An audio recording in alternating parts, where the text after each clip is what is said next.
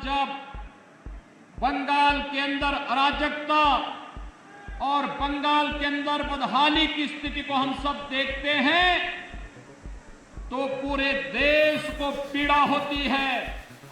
लेकिन आज बंगाल कहां चला गया है? कभी भारत को नेतृत्व देने वाला, भारत को एक नई दिशा देने वाला बंगाल, आज बंगाल में केंद्र सरकार की कल्याणकारी योजनाओं को लागू नहीं करने दिया जाता है। आज उस बंगाल के अंदर दुर्गा पूजा पे प्रतिबंध लगाया जाता है।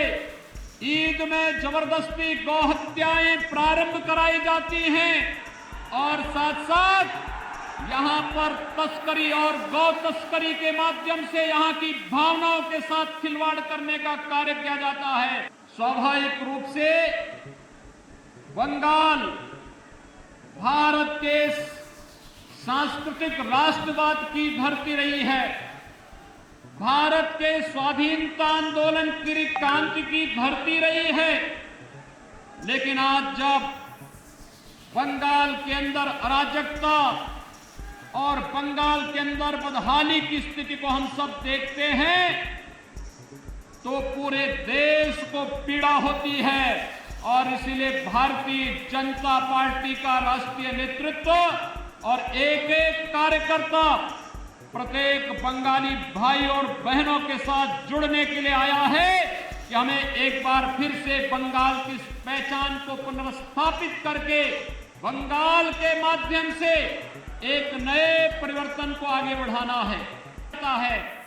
और आज बंगाल के अंदर एक तरफ यहां पर जिस बंगाल ने आदिशक्ति मां भगवती दुर्गा के अनुष्ठान का श्री गणेश करके पूरे देश के अंदर शक्ति का एक नया संचार किया था, आज उस बंगाल के अंदर दुर्गा पूजा पे प्रतिबंध लगाया जाता है।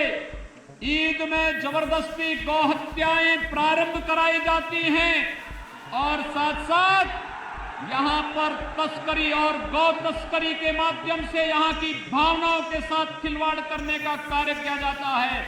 यहां की सरकार मौन बनी रहती है। भाइयों बहनों, बंगाल में आज जय श्री राम के नारे लगाने को भी प्रतिबंधित करने का कार्य किया जाता है और हमले करवाए जाते हैं। लेकिन मैं बंगाल की सरकार से कहना चाहता हूं, मैं ममता दीदी जी से अनुरोध करना चाहता हूं, एक सरकार कभी उत्तर प्रदेश में थी जो अयोध्या में राम भक्तों पर गोली चलाती थी, उस सरकार का हर्ष आपने देखा है क्या हो गया है। और अब बारी बंगाल में टीएमसी की सरकार की है।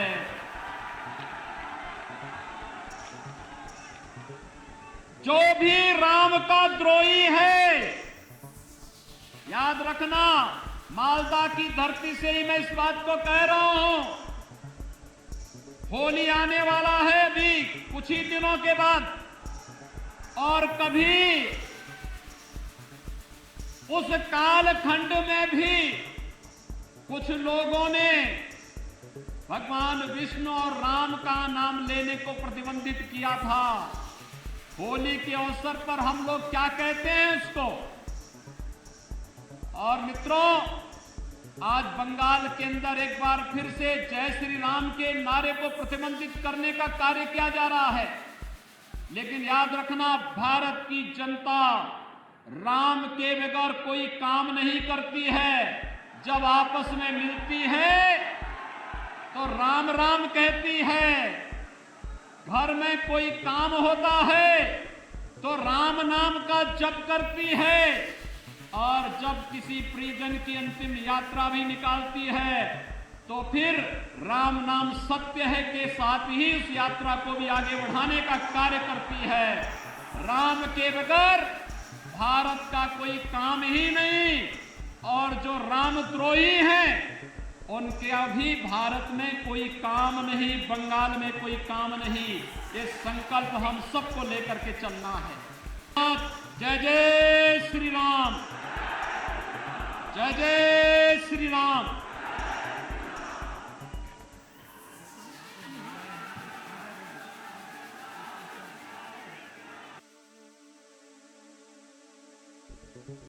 Press the bell icon on the YouTube app and never miss another update.